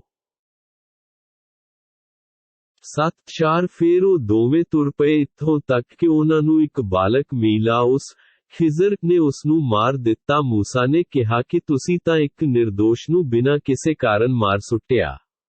ਤੁਸੀਂ ਤਾਂ ਬਹੁਤ ਹੀ ਭੈੜਾ ਕੰਮ ਕੀਤਾ ਹੈ। 7-5 ਖਿਜ਼ਰ ਕਹਿਣ ਲੱਗਿਆ ਕਿ ਮੈਨੇ ਤੁਹਾਨੂੰ ਕਿਹਾ ਨਹੀਂ ਸੀ ਕਿ ਤੁਸੀਂ ਮੇਰੇ ਸੰਗ ਰਹਿ ਕੇ ਸਬਰ ਨਹੀਂ ਕਰ ਸਕਦੇ। 7-6 ਮੂਸਾ ਨੇ ਕਿਹਾ ਕਿ ਜੇ ਇਸ ਤੋਂ ਬਾਅਦ ਮੈਂ ਤੁਹਾਥੋਂ ਕੋਈ ਸਵਾਲ ਕਰਾਂ ਤਾਂ ਬੇਸ਼ੱਕ ਤੁਸੀਂ ਮੈਨੂੰ ਆਪਣੇ ਸੰਗ ਨਾ ਰੱਖਣਾ, ਹੁਣ ਤੁਹਾਨੂੰ ਮੇਰੇ ਵੱਲੋਂ ਪੂਰੀ ਛੂਟ ਮਿਲ ਗਈ ਹੈ। 7-7 ਫਿਰ ਉਹ ਦੋਵੇਂ ਇੱਕ ਬਸਤੀ ਵਿੱਚ ਪਹੁੰਚੇ ਅਤੇ ਉਹਨਾਂ ਤੋਂ ਭੋਜਨ ਮੰਗਿਆ, ਪਰ ਬਸਤੀ ਵਾਲਿਆਂ ਨੇ ਉਹਨਾਂ ਦੀ ਮਹਿਮਾਨਦਾਰੀ ਕਰਨ ਤੋਂ ਇਨਕਾਰ ਕਰ ਦਿੱਤਾ। ਉਹਨਾਂ ਦੋਵਾਂ ਨੇ ਉੱਥੇ ਬਸਤੀ ਵਿੱਚ ਇੱਕ ਕੰਧ ਵੇਖੀ ਜਿਹੜੀ ਡਿੱਗਣ ਵਾਲੀ ਸੀ। ਉਸ ਖਿਜ਼ਰ ਨੇ ਉਸ ਕੰਧ ਨੂੰ ਸਿੱਧਾ ਕਰ ਦਿੱਤਾ। ਮੂਸਾ ਨੇ ਆਖਿਆ ਕਿ ਜੇ ਤੁਸੀਂ ਚਾਹੁੰਦੇ ਤਾਂ ਇਸ ਦੀ ਮਜ਼ਦੂਰੀ ਲੈ ਸਕਦੇ ਸੀ। 7-8 ਉਸ ਖਿਜ਼ਰ ਨੇ ਕਿਹਾ ਕਿ ਬਸ ਹੁਣ ਤੇਰੇ ਤੇ ਮੇਰੇ ਵਿਚਕਾਰ ਜੁਦਾਈ ਹੈ। ਹੁਣ ਮੈਂ ਤੁਹਾਨੂੰ ਉਹਨਾਂ ਗੱਲਾਂ ਦੀ ਹਕੀਕਤ ਵੀ ਦੱਸ ਦੇਵਾਂ ਜਿਨ੍ਹਾਂ ਬਾਰੇ ਤੁਸੀਂ ਸਬਰ ਨਹੀਂ ਸੀ ਕਰ ਸਕੇ। 7-9 ਕਿਸ਼ਤੀ ਤਾਂ ਕੁਝ ਉਹਨਾਂ ਮਸਕੀਨਾਂ ਦੀ ਸੀ ਜਿਹੜੇ ਦਰਿਆ ਵਿੱਚ ਮਿਹਨਤ ਮਜ਼ਦੂਰੀ ਕਰਦੇ ਸਨ। ਮੈਨੇ ਉਸ ਕਿਸ਼ਤੀ ਵਿੱਚ ਇਹ ਸੋਚ ਕੇ ਤੋੜ-ਫੋੜ ਕੀਤੀ ਸੀ ਕਿਉਂ ਜੋ ਉਸ ਦਰਿਆ ਤੋਂ ਅੱਗੇ ਇੱਕ ਬਾਦਸ਼ਾਹ ਸੀ ਜਿਹੜਾ ਹਰੇਕ ਕਿਸ਼ਤੀ ਨੂੰ ਆਪਣੇ ਕਬਜ਼ੇ ਵਿੱਚ ਕਰ ਲੈਂਦਾ ਸੀ। 8 ਅਤੇ ਜਿਹੜਾ ਉਹ ਬਾਲਕ ਸੀ ਤਾਂ ਉਸ ਦੇ ਮਾਤਾ-ਪਿਤਾ ਮੋਮਿਨ ਸਨ। ਅਸੀਂ ਇਸ ਗੱਲ ਤੋਂ ਡਰ ਗਏ ਕਿ ਉਹ ਆਪਣੀ ਸਰਕਸ਼ੀ ਤੇ ਕੁਫਰ ਕਾਰਨ ਉਹਨਾਂ ਨੂੰ ਗੁਨਾਹ ਕਰਨ ਤੇ ਮਜਬੂਰ ਕਰੇਗਾ। 8 ਸੋ ਅਸੀਂ ਚਾਹਿਆ ਕਿ ਉਹਨਾਂ ਦਾ ਰੱਬ ਇਸ ਸਰਕਸ਼ ਬਾਲਕ ਦੇ ਬਦਲੇ ਵਿੱਚ ਉਹਨਾਂ ਨੂੰ ਅਜਿਹੀ ਔਲਾਦ ਦੇਵੇ ਜਿਹੜੀ ਉਸ ਨਾਲੋਂ ਚਰਿੱਤਰ ਪੱਖੋਂ ਵੀ ਚੰਗਾ ਹੋਵੇ ਅਤੇ ਪਿਆਰ ਮੁਹੱਬਤ ਵਿੱਚ ਵੀ ਨੇੜਤਾ ਰੱਖਦਾ ਹੋਵੇ। 8-2 ਜਿਹੜੀ ਉਹ ਕੰਧ ਸੀ ਉਹ ਉਸ ਬਸਤੀ ਦੇ 2 ਯਤੀਮ ਬਾਲਕਾਂ ਦੀ ਸੀ, ਜਿਸ ਦੇ ਹੇਠ ਉਹਨਾਂ ਦਾ ਇੱਕ ਖਜ਼ਾਨਾ ਦੱਬਿਆ ਹੋਇਆ ਸੀ। ਉਹਨਾਂ ਦਾ ਪਿਓ ਇੱਕ ਨੇਕ ਪੁਰਖ ਸੀ। ਸੋ ਤੇਰੇ ਰੱਬ ਨੇ ਚਾਹਿਆ ਕਿ ਉਹ ਦੋਵੇਂ ਬੱਚੇ ਆਪਣੀ ਜਵਾਨੀ ਨੂੰ ਪਹੁੰਚਣ ਅਤੇ ਤੇਰੇ ਰੱਬ ਦੀ ਮਿਹਰਾਂ ਸਦਕੇ ਆਪਣਾ ਖਜ਼ਾਨਾ ਕੱਢ ਲੈਣ। ਇਹ ਸਭ ਮੈਨੇ ਆਪਣੀ ਸੋਚ ਨਾਲ ਨਹੀਂ ਸੀ ਕੀਤਾ।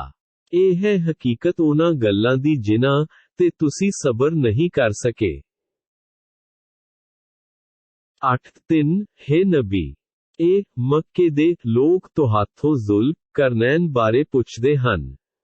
ਤੁਸੀਂ ਕਹਿ ਦਿਓ ਕਿ ਛੇਤੀ ਹੀ ਮੈਂ ਤੁਹਾਡੇ ਸਾਹਮਣੇ ਇਸ ਦੀ ਚਰਚਾ ਕਰਾਂਗੇ। 8-4 ਬੇਸ਼ੱਕ ਅਸੀਂ ਉਸ ਨੂੰ ਧਰਤੀ ਦੀ ਰਾਜ ਸੱਤਾ ਬਖਸ਼ੀ ਅਤੇ ਉਸ ਨੂੰ ਹਰ ਪ੍ਰਕਾਰ ਦੇ ਸਾਧਨਾਂ ਤੋਂ ਵੀ ਨਿਵਾਜ਼ਿਆ ਸੀ। 8-5 ਉਹ ਇੱਕ ਮੁਹਿੰਮ ਤੇ ਤੁਰ ਪਿਆ। 8-6 ਇੱਥੋਂ ਤੀਕ ਕਿ ਉਹ ਸੂਰਜ ਡੁੱਬਣ ਵਾਲੀ ਥਾਂ ਪਹੁੰਚ ਗਿਆ। ਉਸਨੇ ਵੇਖਿਆ ਕਿ ਉਹ ਸੂਰਜ ਕਾਲੇ ਪਾਣੀ ਵਿੱਚ ਡੁੱਬ ਰਿਹਾ ਹੈ ਅਤੇ ਉੱਥੇ ਇੱਕ ਕੌਮ ਵੇਖੀ। ਅਸੀਂ ਆਖਿਆ ਕਿ ਹੇ ਜ਼ੁਲਕੁਰਨੈਨ, ਤੈਨੂੰ ਅਧਿਕਾਰ ਹੈ ਕਿ ਭਾਵੇਂ ਤੂੰ ਇਹਨਾਂ ਨੂੰ ਦੰਡਿਤ ਕਰ ਭਾਵੇਂ ਵਧੀਆ ਵਿਵਹਾਰ ਕਰ। 8-7 ਉਸ ਜ਼ੁਲਕਰਨੈਨ ਨੇ ਆਖਿਆ ਕਿ ਜਿਹੜੇ ਜ਼ਾਲਮ ਹਨ ਅਸੀਂ ਉਹਨਾਂ ਨੂੰ ਛੇਤੀ ਹੀ ਸਜ਼ਾ ਦੇਵਾਂਗੇ। ਫਿਰ ਉਹ ਆਪਣੇ ਰੱਬ ਵੱਲ ਪਰਤਾਏ ਜਾਣਗੇ ਜਿੱਥੇ ਉਹ ਉਸ ਨੂੰ ਕਰੜੀ ਸਜ਼ਾ ਦੇਵੇਗਾ। 8-8 ਅਤੇ ਜਿਹੜਾ ਕੋਈ ਈਮਾਨ ਲਿਆਵੇ ਤੇ ਅਮਲ ਵੀ ਨੇਕ ਕਰੇ, ਉਹਨਾਂ ਲਈ ਅੱਲਾਹ ਕੋਲ ਸੋਹਣਾ ਬਦਲਾ ਹੈ ਅਤੇ ਅਸੀਂ ਵੀ ਆਪਣੇ ਕੰਮਾਂ ਲਈ ਉਹਨਾਂ ਨੂੰ ਸੁਖਾਲੇ ਆਦੇਸ਼ ਦਿਆਂਗੇ। 8-9 ਫਿਰ ਉਹ ਇੱਕ ਦੂਜੀ ਮੁਹਿੰਮ ਦੇ ਪਿੱਛੇ ਤੁਰ ਪਿਆ। 9 ਇੱਥੋਂ ਤੀਕ ਕਿ ਉਹ ਸੂਰਜ ਚੜ੍ਹਨ ਦੀ ਸੀਮਾ ਤੇ ਪਹੁੰਚ ਗਿਆ। ਉਸਨੇ ਵੇਖਿਆ ਕਿ ਉਹ ਸੂਰਜ ਇੱਕ ਅਜਿਹੀ ਕੌਮ ਤੇ ਨਿਕਲ ਰਿਹਾ ਹੈ ਜਿਸ ਲਈ ਅਸੀਂ ਸੂਰਜ ਤੇ ਲੋਕਾਂ ਵਿਚਕਾਰ ਕੋਈ ਪਰਦਾ ਨਹੀਂ ਰੱਖਿਆ। 9 ਇੱਕ ਹਕੀਕਤ ਇਹੋ ਹੈ ਅਤੇ ਜੋ ਕੁਝ ਵੀ ਉਸ ਦੇ ਕੋਲ ਸੀ ਉਹ ਸਭ ਸਾਡੇ ਵਿਥਾਰ ਪੂਰਵਕ ਗਿਆਨ ਦੇ ਘੇਰੇ ਵਿੱਚ ਹੈ। 9-2 ਫਿਰ ਉਹ ਇੱਕ ਹੋਰ ਮੁਹਿੰਮ ਦੇ ਪਿੱਛੇ ਤੁਰ ਪਿਆ। 9-3 ਜਦੋਂ ਉਹ 2 ਦੀਵਾਰਾਂ ਦੇ ਭਾਵ ਪਹਾੜਾਂ ਦੇ ਵਿਚਾਲੇ ਪੁੱਜਿਆ ਤਾਂ ਉਸਨੂੰ ਉੱਥੇ ਇੱਕ ਕੌਮ ਵੇਖੀ ਜਿਹੜੀ ਕੋਈ ਵੀ ਗੱਲਬਾਤ ਸਮਝਣ ਵਿੱਚ ਅਸਮਰੱਥ ਲੱਗਦੀ ਸੀ। 9-4 ਉਹ ਕੌਮ ਆਖਣ ਲੱਗੀ ਕਿ ਇਹ ਜ਼ੁਲਕਰਨੈਨ, ਯਾਜੂਜ ਮਾਜੂਜ ਇਸ ਧਰਤੀ ਤੇ ਫਸਾਦ ਮਚਾਉਂਦੇ ਰਹਿੰਦੇ ਹਨ। ਕੀ ਅਸੀਂ ਤੇਰੇ ਲਈ ਕੁਝ ਧਨ ਇਕੱਠਾ ਕਰ ਲਈਏ ਤਾਂ ਜੋ ਤੂੰ ਸਾਡੇ ਤੇ ਉਹਨਾਂ ਵਿਚਾਲੇ ਇੱਕ ਕੰਧ ਉਸਾਰ ਦੇਵੇਂ। 9-5 ਉਸ ਜ਼ੁਲਕਰਨੈਨ ਨੇ ਕਿਹਾ ਕਿ ਮੇਰੇ ਰੱਬ ਨੇ ਜੋ ਮੈਨੂੰ ਧਨ ਦੇ ਰੱਖਿਆ ਹੈ ਉਹ ਬਥੇਰਾ ਹੈ, ਤੁਸੀਂ ਕੇਵਲ ਸਰੀਰਕ ਸ਼ਕਤੀ ਪੱਖੋਂ ਮੇਰੀ ਸਹਾਇਤਾ ਕਰੋ, ਫਿਰ ਮੈਂ ਤੁਹਾਡੇ ਤੇ ਉਹਨਾਂ ਵਿਚਾਲੇ ਇੱਕ ਮਜ਼ਬੂਤ ਬੰਨ ਬਣਾ ਦਿਆਂਗਾ। 9-6 ਬਸ ਤੁਸੀਂ ਮੈਨੂੰ ਲੋਹੇ ਦੀਆਂ ਚਾਦਰਾਂ ਲਿਆ ਦਿਓ। ਜਦੋਂ ਉਹਨਾਂ ਨੇ ਦੋਵੇਂ ਪਹਾੜਾਂ ਦੇ ਵਿਚਕਾਰਲਾ ਖੱਪਾ ਚਾਦਰਾਂ ਰਾਹੀਂ ਬਰਾਬਰ ਕਰ ਦਿੱਤਾ ਤਾਂ ਕਿਹਾ ਕਿ ਹੁਣ ਇਸ ਵਿੱਚ ਅੱਗ ਸੁਲਗਾਓ। ਜਦੋਂ ਉਸਨੇ ਉਸ ਲੋਹੇ ਦੀ ਚਾਦਰਾਂ ਨੂੰ ਅੱਗ ਵਾਂਗ ਬਣਾ ਦਿੱਤਾ ਤਾਂ ਆਖਿਆ ਕਿ ਹੁਣ ਇਸ ਤੇ ਪਾਉਣ ਲਈ ਪੰਗੇਰਿਆ ਹੋਇਆ ਤਾਂਬਾ ਲਿਆਓ। 9-7 ਹੁਣ ਉਹ ਯਾਜੂਜ ਮਾਜੂਜ ਇਸ ਕੰਧ ਤੇ ਚੜ੍ਹਨ ਦੀ ਹਿੰਮਤ ਨਹੀਂ ਸੀ ਰੱਖਦੇ ਅਤੇ ਨਾ ਹੀ ਇਸ ਵਿੱਚ ਸੰਨ ਲਾ ਸਕਦੇ ਸੀ। 9-8 ਜ਼ੁਲਕਰਨੈਨ ਨੇ ਆਖਿਆ ਕਿ ਇਹ ਸਭ ਮੇਰੇ ਰੱਬ ਦੀ ਮਿਹਰ ਹੈ। ਹਾਂ, ਜਦੋਂ ਮੇਰੇ ਰੱਬ ਦਾ ਵਾਅਦਾ ਕਿਆਮਤ ਦਿਹਾੜੇ ਦਾ ਆ ਜਾਵੇਗਾ ਤਾਂ ਉਹ ਇਸ ਕੰਧ ਨੂੰ ਪੱਧਰ ਕਰ ਦੇਵੇਗਾ ਤੇ ਮੇਰੇ ਰੱਬ ਦਾ ਵਾਅਦਾ ਸੱਚਾ ਹੈ। 9-9 ਉਸ ਦਿਨ ਕਿਆਮਤ ਦਿਹਾੜੇ ਅਸੀਂ ਇਹਨਾਂ ਨੂੰ ਇੱਕ ਦੂਜੇ ਵਿੱਚ ਗੱਡ-ਮੱਡ ਹੋਣ ਲਈ ਛੱਡ ਦਿਆਂਗੇ। ਫੇਰ ਸੂਰ ਨਰਸਿੰਘਾ ਵਜਾਇਆ ਜਾਵੇਗਾ ਤੇ ਅਸੀਂ ਇਹਨਾਂ ਸਾਰਿਆਂ ਮਨੁੱਖਾਂ ਨੂੰ ਇਕੱਠਾ ਕਰਾਂਗੇ। 1-0 ਉਸ ਦਿਨ ਅਸੀਂ ਨਰਕ ਨੂੰ ਕਾਫਿਰਾਂ ਦੇ ਹੈ ਬਰੂ ਲਿਆਵਾਂਗੇ। 1-1 ਉਹਨਾਂ ਕਾਫਿਰਾਂ ਦੇ ਰੂਹ ਬਰੂ ਜਿਨ੍ਹਾਂ ਦੀਆਂ ਅੱਖਾਂ ਮੇਰੀ ਯਾਦ ਤੋਂ ਪਰਦੇ ਵਿੱਚ ਸਨ ਅਤੇ ਨਾ ਹੀ ਉਹ ਹੱਕ ਸੁਣਨ ਦੀ ਸਮਰੱਥਾ ਰੱਖਦੇ ਸੀ। 1-2 ਕੀ ਕਾਫਿਰ ਇਹ ਸਮਝਦੇ ਹਨ ਕਿ ਉਹ ਮੈਨੂੰ ਛੱਡ ਕੇ ਮੇਰੇ ਬੰਦਿਆਂ ਨੂੰ ਆਪਣਾ ਹਿਮਾਇਤੀ ਬਣਾ ਲੈਣਗੇ। $1 ਕੱਕਾ ਅਸੀਂ ਕਾਫਿਰਾਂ ਦੀ ਸੇਵਾ ਲਈ ਨਰਕ ਤਿਆਰ ਕਰ ਰੱਖੀ ਹੈ। 1-3 ਹੈ ਨਬੀ, ਇਹਨਾਂ ਨੂੰ ਨਾਖੋ ਕਿ ਅਸੀਂ ਤੁਹਾਨੂੰ ਦੱਸੀਏ ਕਿ ਕਰਮਾਂ ਪੱਖੋਂ ਸਭ ਤੋਂ ਵੱਧ ਘਾਟੇ ਵਿੱਚ ਰਹਿਣ ਵਾਲੇ ਕੌਣ ਹਨ। 1-4 ਉਹ ਘਾਟੇ ਵਿੱਚ ਹਨ ਜਿਨ੍ਹਾਂ ਦੀਆਂ ਕੋਸ਼ਿਸ਼ਾਂ ਸੰਸਾਰਿਕ ਜੀਵਨ ਵਿੱਚ ਹੀ ਬਰਬਾਦ ਹੋ ਗਈਆਂ ਜਦ ਕਿ ਉਹ ਸਮਝਦੇ ਹਨ ਕਿ ਉਹ ਸਾਰੇ ਕੰਮ ਭਲਾਈ ਤੇ ਨੇਕੀ ਵਾਲੇ ਕਰ ਰਹੇ ਹਨ। 2 1-5 ਉਹ ਲੋਕ ਹਨ ਜਿਨ੍ਹਾਂ ਨੇ ਆਪਣੇ ਰੱਬ ਦੀਆਂ ਆਇਤਾਂ ਨਿਸ਼ਾਨੀਆਂ ਦਾ ਅਤੇ ਉਸ ਦੀ ਮਿਲਣੀ ਦਾ ਇਨਕਾਰ ਕੀਤਾ, ਇਸੇ ਕਾਰਨ ਉਹਨਾਂ ਦੇ ਸਾਰੇ ਕਰਮ ਬਰਬਾਦ ਹੋ ਗਏ। ਸੋ ਕਿਆਮਤ ਦਿਹਾੜੇ ਅਸੀਂ ਉਹਨਾਂ ਦੇ ਕਰਮਾਂ ਨੂੰ ਤੋਲਣ ਦਾ ਕੋਈ ਪ੍ਰਬੰਧ ਨਹੀਂ ਕਰਾਂਗੇ। 1-6 ਇਹੋ ਨਰਕ ਉਹਨਾਂ ਦੀ ਸਜ਼ਾ ਹੈ, ਕਿਉਂ ਜੋ ਉਹਨਾਂ ਨੇ ਕੁਫਰ ਕੀਤਾ ਸੀ ਅਤੇ ਮੇਰੀਆਂ ਆਇਤਾਂ ਨਿਸ਼ਾਨੀਆਂ ਤੇ ਮੇਰੇ ਰਸੂਲਾਂ ਦਾ ਮਖੌਲ ਕਰਦੇ ਸਨ। 1-7 ਜਿਹੜੇ ਲੋਕ ਈਮਾਨ ਲਿਆਏ ਤੇ ਉਹਨਾਂ ਨੇ ਨੇਕ ਕਰਮ ਵੀ ਕੀਤੇ ਉਹਨਾਂ ਦੀ ਮਹਿਮਾਨਦਾਰੀ ਭਾਵ ਸੇਵਾ ਲਈ ਜੰਨਤੋ ਉਲ ਫਿਰਦੌਸ ਉੱਚ ਕੋਟੀ ਦਾ ਬਾਗ ਹੈ।